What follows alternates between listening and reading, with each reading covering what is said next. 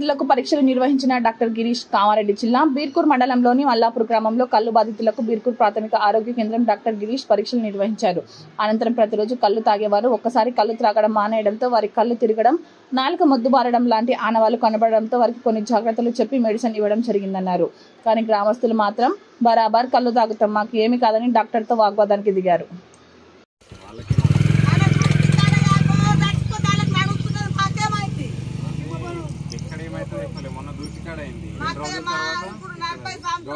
మా ఊర్లో ఏం కాలేదు.